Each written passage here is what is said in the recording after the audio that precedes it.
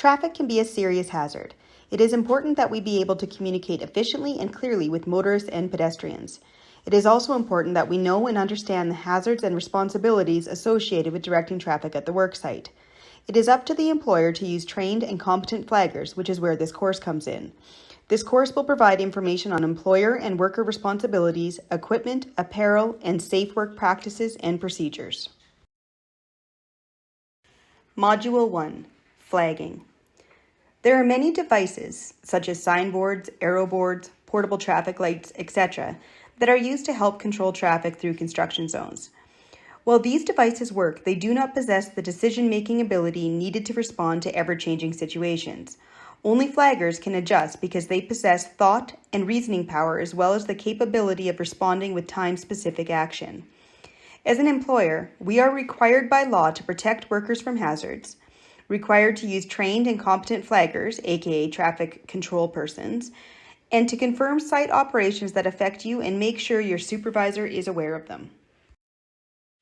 As a flagger, you have the right to know what hazards exist at your worksite. In addition to this, you also have certain responsibilities. You are responsible for your own safety, the safety of the crew working with you, for the control of the traffic moving through the work zone, and the safety of the motoring public. Make sure that you always confirm all site operations with your supervisor, and be sure to always remember that your role is to stop, reduce the speed of, and/or direct traffic through the work zone for the protection of the work crew and the public, motorists and pedestrians. By doing your job properly, you will reduce the hazards to yourself, reduce the hazards for the work crew and the public, keep unwanted traffic out of the work zone, and reduce delays in the flow of traffic. Reducing unnecessary delays and frustration is part of a flagger's job, as is encouraging motorists to drive with caution and courtesy when passing through your work zone. Please take the time to complete the review questions on page 7 of your workbook. Answers to the 5 review questions are: Number 1. Your employer has certain responsibilities for the safety of the road crew. To have maximum protection under the law, the employer may have to use trained and competent flaggers. Number 2. Who is the flagger protecting from possible danger? A. Yourself. B. The work crew. And C. Public, motorists and pedestrians. Number 3. A flagger doing his or her job correctly is not only reducing possible hazards, but also reducing unwanted traffic in the work zone. Number 4. Motorists will often become angry and frustrated if they are delayed. Number 5. A flagger must encourage motorists to drive with caution and courtesy when passing through a work zone. Module 2. Legislation, Contracts, and Policies. While employers have the responsibility to ensure workers, motorists, and the public are protected in a work zone, legislation gives you, as the flagger, the authority to do your job correctly and safely. It also defines the responsibilities of the motorists. A few examples of legislation and what is covered. The Alberta Occupational Health and Safety Act defines responsibilities for employers and workers. It is an example of provincial legislation, which is the minimum standard. It helps define what employers and workers must do to protect themselves and other workers. The Alberta Occupational Health and Safety Code. This is the responsibilities related to traffic control, and it states that employers are required to identify hazards and eliminate them or introduce control measures to mitigate the hazard. The code states that where there is a danger to workers from traffic, an employer must take appropriate measures to ensure that the workers are protected from traffic hazards. As a flagger, you will likely have the most public contact of all workers on the construction site. In addition to being competent, you should possess the following traits: alertness and good judgment, good physical condition, including sight and hearing, a courteous but firm manner, professional appearance at the worksite, a sense of responsibility for the safety of the public and the work crew. The Alberta Traffic Safety Act gives you, the flagger or traffic control person, the authority to do your job. It obligates motorists to obey signage and directions given by the flagger. Municipal bylaws are put in by individual municipalities and can affect traffic. The National Building Code, Alberta Edition, can also provide legislation that may affect your role as a flagger. For example, where a hazard to a vehicle or traffic on a public roadway is created by work on a construction site, the following shall be provided to direct traffic: 1 or more workers, warning signs, barriers, lane control devices, or flashing lights or flares located at a suitable distance from the hazard. Contract specifications outline expectations for specific requirements for traffic control, including flagger operations. Employer policies such as safe work practices, safe job procedures, and job hazard analyses will also determine how you complete your duties. Please complete the review questions on page 10 of your workbook. Answers to the 3 review questions are: number 1, related to traffic control. The OHS Act defines responsibilities for employers and workers. B, the OHS Code defines responsibilities related to traffic control. Number 2, list 3 of the minimum qualifications of a flagger. Any 3 of these items: alertness and good judgment, good physical condition, including eyesight and hearing, sense of responsibility for the public and the work crew, professional appearance at the work site, and a courteous but firm manner. Number 3, what does the Traffic Safety Act give the flagger? It gives them the authority to do their job. Module 3, Equipment and Apparel. It is necessary you are protected while flagging. To help accomplish this, there is a variety of equipment and apparel that must be used. Legislation dictates that you must wear the following: highly reflective yellow-green coveralls with retroreflective stripes, highly visible hard hat with reflective stripes if night flagging, and appropriate protective footwear. In certain cases, other items may be utilized, such as eye protection, rain gear, which cannot impair visibility and must be worn under reflective gear or be reflective itself, a logbook and pen, an air horn or whistle, barrier cream such as sunscreen or bug spray, a two-way radio with a lapel microphone, hearing protection, and personal gear and supplies such as water, communication equipment, cell phone, food, etc. There are various traffic control devices that can be used to help direct traffic. The most common example would be the stop, slow, paddle, or pole, and traffic lights. The paddle pole bears the clear message of either stop or slow on opposite sides. The Manual for Uniform Traffic Control Devices for Canada states that for highway operations, all paddles need to be at least 45 centimeters wide with letters at least 15 centimeters high. Paddles can be either handheld or mounted on poles approximately 1.6 meters high. The ones mounted on poles are a little easier to use as you can rest the base of the pole on the ground, making it a little easier on your arms and shoulders. When working at night, your flag station needs to be illuminated and you must wear all daytime PPE and use a flashlight with a semi-transparent red or orange cone or alternative illuminated equipment. You may also require a two-way radio with a lapel microphone, reflective stripes or bands on your hard hat, and reflective stripes on your arms and legs. There are 5 review questions to be completed on page 13 of your workbook. Answers to Module 3 review questions. Number 1. In hot weather, the flagger does not have to wear personal protective equipment. False. Number 2. List 3 examples of other clothing and equipment that could be worn or used by the flagger.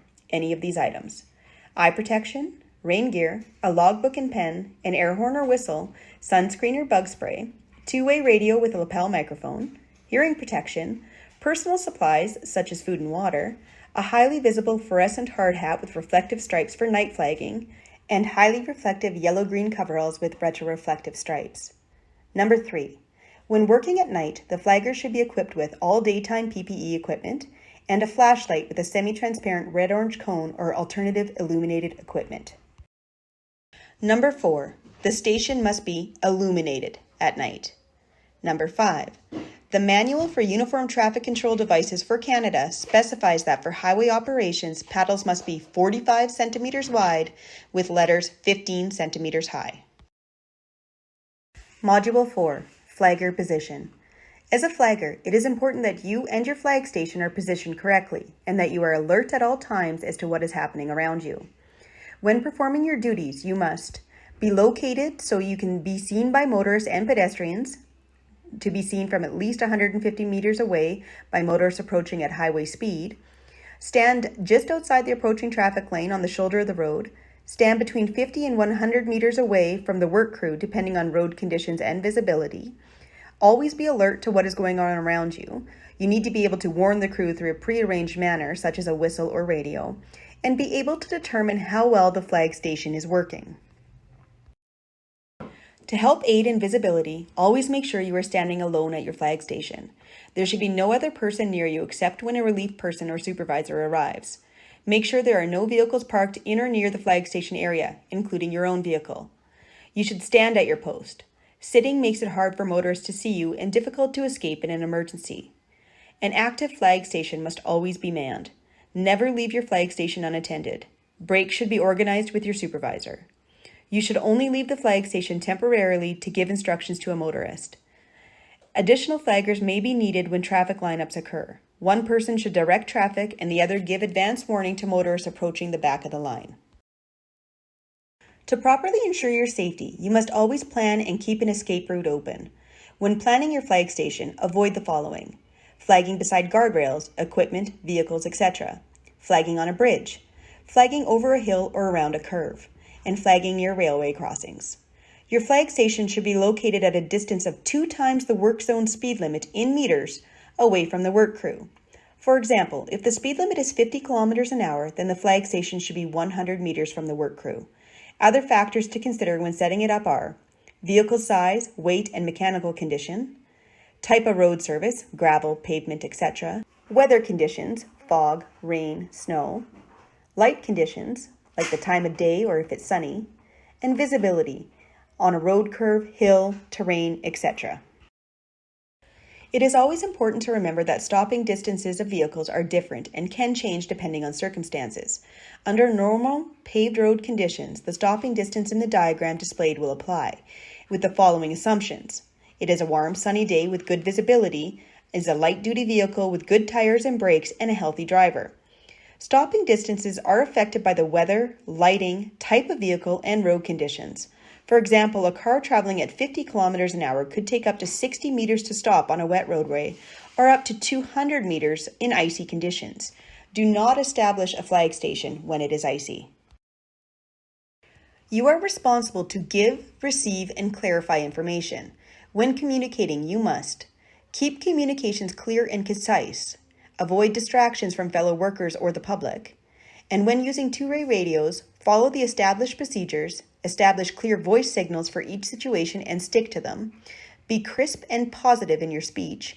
If you do not understand a message, have it repeated, and ensure the radio is fully charged and tested before starting your shift. Do not use it in a blasting zone, and protect radio equipment from damage and environmental conditions. If you are working with one or more other flaggers without using a radio, you should always be visible to the other flagger in order to coordinate the stop-slow signals. If this is not possible, your employer must develop an alternate procedure that allows all flaggers to do the task safely. Signals between you and the other flagger must be understood. For example, when you change the paddle pole from stop to slow, you may inform the other flagger by signaling with the paddle pole in an up and down motion. Once your flag station has been set up, it is important that it be monitored to ensure it is working effectively. Ask yourself these 3 questions. Are vehicles approaching the station very fast and having to slam on their brakes? Are drivers complaining that they had problems seeing the flagger? Are drivers trying to pass when other vehicles are stopped? If you answered yes to any of these questions, your station needs to be reevaluated and possibly changed. There are 9 review questions to be completed on page 18 of your workbook. Answers to the review questions are: Number 1. Flaggers should always position themselves outside the approaching traffic lane. Number 2. A flagger should always stand between 50 meters and 150 meters away from the work crew, depending on visibility and road conditions. Number 3. A flagger always plans an escape route. Number 4. A competent flagger always makes sure the paddle pole is visible to the approaching motorist. Number 5. A flagger should never turn his or her back to the approaching traffic. Number 6. A flagger should always stand at the flag station, never sit. Number 7. A flagger can only leave his or her post after being relieved by another trained flagger. Number 8. When a flagger is communicating with the crew or other flaggers, communication must be concise. Number 9. List 3 considerations for effective placement of a flagging station, any 3 of the list below. A. Type of road surface, gravel versus pavement. B. Weather conditions, fog, rain, snow. C. Visibility, road curve, terrain, hills, etc. D. vehicle size, weight, and mechanical condition, and E, light conditions. Is it daytime? Is it nighttime? Module 5, practices and procedures. Flag stations are always set up with advanced signs. The rules and procedures for these signs are set out in regulatory requirements and contract documents. They may change slightly depending on the work situation. Most of our flagging will be in residential areas or complexes. When you're working with a crane or in a very congested area, we often get a road or lane closure with the city. When we do this, they will develop a traffic control plan, come out in the morning, set up all the signs, and take them down when the project is complete. Rarely will we need to direct traffic on a high-speed roadway. If this occurs, the typical highway layout might look like the diagram on the slide. Construction ahead sign, men and equipment working or obstruction ahead, reduced speed ahead, no passing, new posted speed limit, and flag person ahead. It's important to remember to always set up the advanced signs. These signs must be set up according to regulatory and contractual requirements and are specific to the work location or situation. On this slide is a typical sign setup for a one-lane closure on a two-lane highway. This has one lane of traffic going each direction. In this situation, 2 flag people will be used and a second flag station is set up for traffic coming from the other direction. Signs are road construction, next blank kilometers, construction ahead, men and equipment working or obstruction ahead, reduced speed ahead.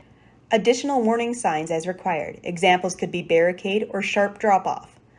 No passing, new posted speed limit, and flag person ahead.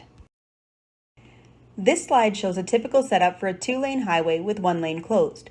Both lanes of traffic are traveling in the same direction. This setup is on both sides of the road. Signs are road construction, next blank kilometers, construction ahead, men and equipment working or obstruction ahead, reduced speed ahead, left lane closed ahead, additional warning signs as required, no passing, new posted speed limit, and flag person ahead. To make your setup as effective as possible, there are some general rules that need to be followed. Signs must be located so that they attract attention and can be easily understood by motorists. Sign spacing can vary depending on the speed limit, 50 meters to 200 meters apart. When work is not being done in the work zone, unnecessary signs must be removed or covered. Permanent regulatory speed signs are covered so they do not conflict with temporary signage. Signs must be checked on a regular basis because they could be knocked down by approaching traffic, construction activity, or the wind. And signs must be kept in good condition and kept clean. When using a stop-slow paddle or pole, always follow these best practices. Keep the paddle pole high so that it is in the line of vision of approaching drivers. Avoid waving the paddle or pole as this will confuse drivers. Allow drivers time to react to signals. Consider traffic speed, weather conditions, and visibility. Always keep vision clear and avoid holding the paddle or pole in front of your face. Wait until approaching traffic has stopped completely before walking onto the roadway. Use your free hand to give direction. Never turn your back to approaching traffic. Be aware of traffic approaching from the rear on a two-way road and periodically shoulder check. Always make an escape plan. When not using your paddle or pole, turn it upside down or hold it behind your back. Make sure you always confirm any site-specific requirements and clarify with your supervisor if you have any questions. You should never use your cell phone or other electronic devices that may impair your sight, hearing, or attention while flagging. When slowing down traffic, stand in a safe position on the shoulder of the road facing approaching traffic. Display the slow side of the paddle or pole. At the same time, use an up and down motion with your free hand, palm down. To stop traffic, stand at the shoulder or curb of the road, out of the path of approaching traffic but still visible to drivers. Display the slow side of the paddle until there is a suitable break in traffic flow. Turn the paddle pole to stop. Have your free hand raised with the palm facing the driver. Establish eye contact with the driver of the vehicle that needs to stop.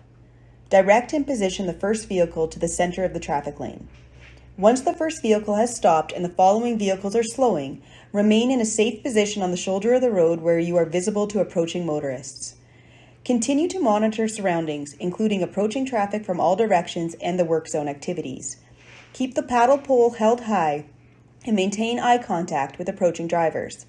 Allow space behind you for construction activity to proceed while traffic is stopped. Make sure you are not in the path of construction vehicles. Always make sure you are safe. Plan your escape route and do over-the-shoulder checks. Never stand or walk into the path of approaching vehicles. You are responsible to give, receive, and clarify information. When communicating, you must keep communications clear and concise, avoid distractions from fellow workers or the public, and when using two-way radios, follow the established procedures, establish clear voice signals for each situation and stick to them, be crisp and positive in your speech. If you do not understand a message, have it repeated, and ensure the radio is fully charged and tested before starting your shift. Do not use it in a blasting zone, and protect radio equipment from damage and environmental conditions. If you are working with one or more other flaggers without using a radio, you should always be visible to the other flagger in order to coordinate the stop-slow signals. If this is not possible, your employer must develop an alternate procedure that allows all flaggers to do the task safely. Signals between you and the other flagger must be understood. For example, when you change the paddle pull from stop to slow, you may inform the other flagger by signaling with the paddle pull in an up and down motion. Stopping 2 lanes of traffic at once is not recommended. It can be done for a short period of time when equipment is crossing if 2 flaggers across from each other are used to control traffic on both sides of the road. The recommended practice for this type of roadway is to have only 1 lane open to traffic. When working with 2-lane, two-way traffic, 2 flaggers should be used when allowing construction equipment to cross. When 2 or more flaggers are working together in the work zone, effective communication is vital. When there is an automatic traffic signal nearby, you will need to make sure that you are working with it, not against it, as this will only cause confusion and frustration to the motorist. Stand at the side of the road, out of the path of approaching vehicles, but make sure you are visible to drivers. Stop and release traffic as the lights do whenever possible. If you're working near stop signs, ensure they are covered. When pedestrian walkways are blocked due to construction, alternative walkways must be provided to separate pedestrians from the work area, equipment, and vehicles. When construction materials are being hoisted over a pedestrian walkway or sidewalk shed, pedestrian traffic must be stopped. It may be necessary to use 2 flaggers, one posted on each end of the walkway area to be closed. On projects where materials are being hoisted over walkways, communications between the crane signaler and the flagger should be maintained. The flagger controlling pedestrian traffic must always be aware of the hoisting operations. When dealing with pedestrians, you must be firm but courteous and give clear instructions. While flagging at intersections or walkways, pedestrians as well as vehicular traffic must be controlled. When working at night, always ensure specific procedures followed to increase visibility, effectiveness, and safety. All flag stations shall be illuminated for pre-planned nighttime operations. Use a flashlight with a semi-transparent red-orange cone. Wave the flashlight across the path of the approaching vehicle, and always allow for extra stopping distance at night. Ask the first motorist to temporarily turn on their 4-way flashers. An advanced flagger may be used in situations where there is limited sight distance to the work area, such as curves or hills, or where there is heavy traffic. An advanced flagger should slow each vehicle as it approaches the work zone. They should position themselves far enough from the rear of the line of traffic to provide adequate warning to approaching vehicles. On some projects, mostly highway, a pilot vehicle may be used. This is when work is being performed over long distances and flaggers cannot see or communicate with each other.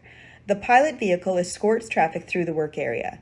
Radio contact must be maintained between each flagger and the pilot vehicle. This is coordinated and monitored by your supervisor.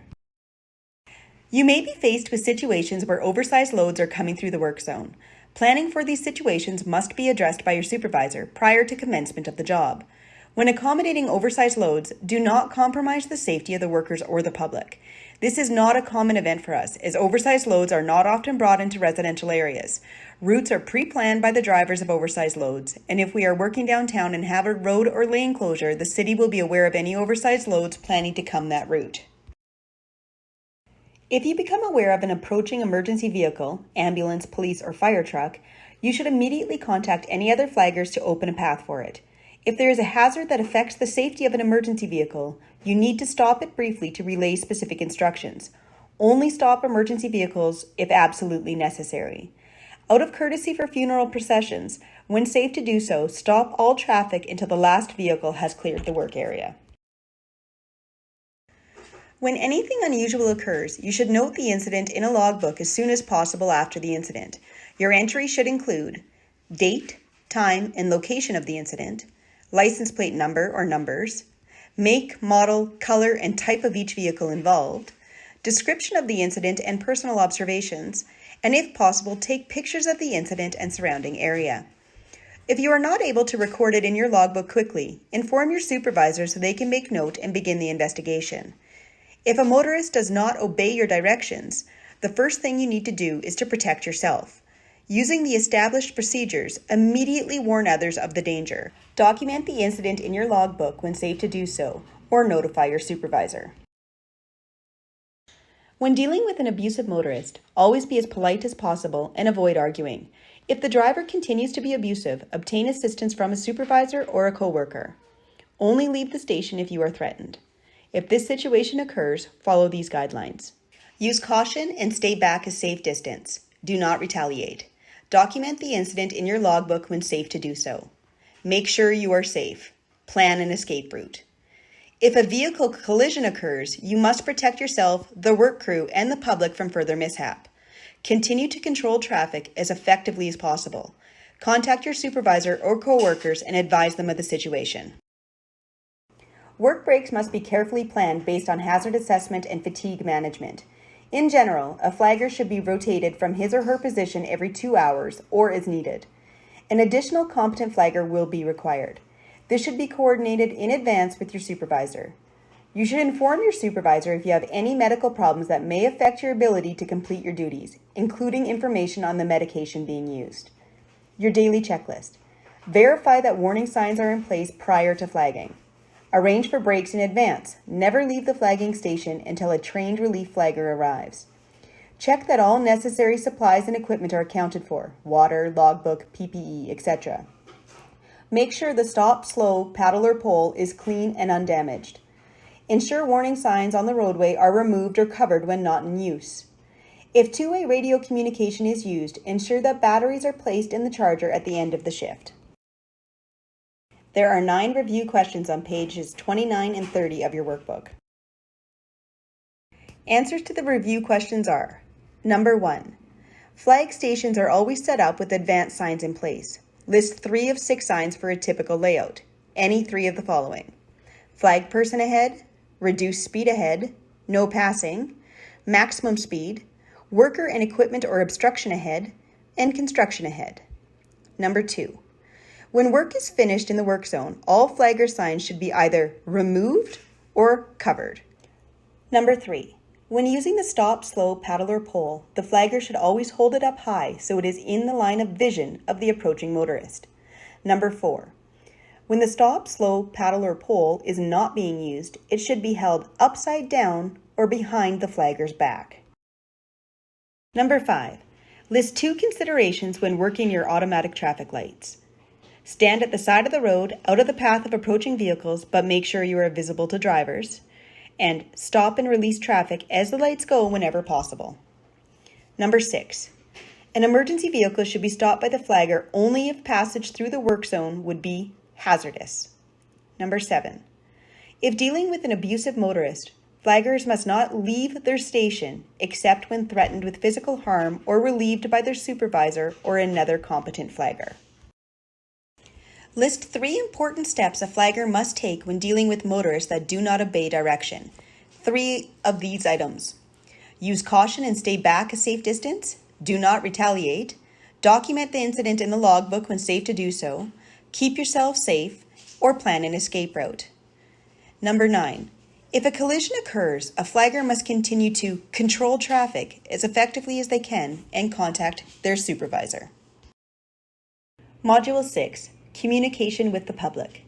It is important for you to realize that not all motorists will react the same way.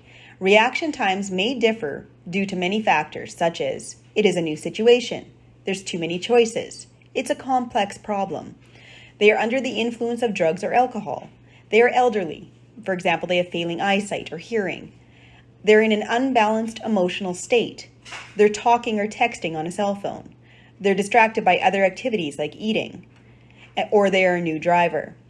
When you are required to explain a situation to a motorist or pedestrian, keep the conversation brief and clear. To reduce the chance of miscommunication, you should always be polite but firm when giving directions. Human error is a significant factor in most accidents. Once information is received by the motorist, it must be processed and action taken. You must always remember that a motorist will do what they want to do based on the information they have. They have expectations about the roadway and the movement of traffic. It is important to clearly communicate what you wish the motorist to do. Some important takeaway points are: it takes several seconds for a vehicle to stop. 50 kilometers an hour means they're going 15 meters per second. Changes to routine movement of traffic can cause incidents. Clear, concise communication to motorists is very important. You must always be alert and have good understanding of perceptions and reactions of the average motorist. Unlike traffic control devices, flaggers can react and adjust to change. There are some review questions on page 33 of your workbook. Answers for the 6 review questions. Number 1. A flagger must realize that motorists will do what they want to do based on the information they have. Number 2. When explaining the operation to a motorist or pedestrian, the conversation should be brief and clear. Number 3. More time is needed to react when a situation is new. Number 4. Human error is a significant factor in most vehicle collisions. Number 5. Motorists have expectations about the roadway and movement of traffic. Number 6. It is important to clearly communicate what you wish the motorist to do. Module 7. Flagger's Code of Conduct. Number 1. Always plan an escape route. Number 2. Be clearly visible to approaching traffic at all times. At highway speeds, motorists should be able to see you from at least 150 meters away. Number 3. Stand on the shoulder of the road facing approaching traffic. Number 4. Choose a flagging position that will provide the greatest color contrast between you and the background. Number 5. Never stand in a shadow. Number 6. Never flag from inside a vehicle or beside a vehicle. Number 7. Stand alone. Do not permit a group of workers to congregate around you. Number 8. Be able to answer a motorist's questions. Familiarize yourself with the nature of the work being performed. Number 9. Verify what warning signal will be used in case of emergency with the crew. Number 10. Stay alert. Be ready to respond to any situation. Number 11. When anything unusual occurs, note the incident in a logbook as soon as possible. Number 12. Be courteous and professional. Communicate clearly. Number 13. Stay focused on your job. Number 14.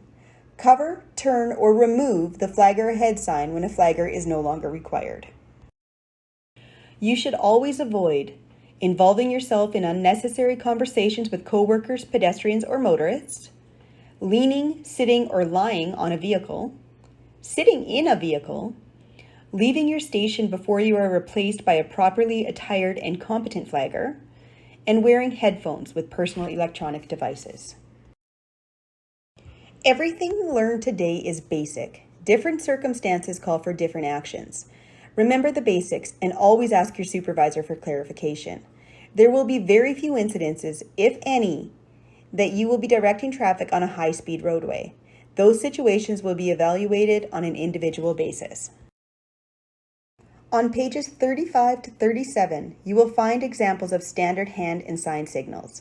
Please take the time to familiarize yourself with them. Once you have done this, please complete the 25-question Google quiz associated with this course. To pass, you will need to achieve a minimum standard of 80%.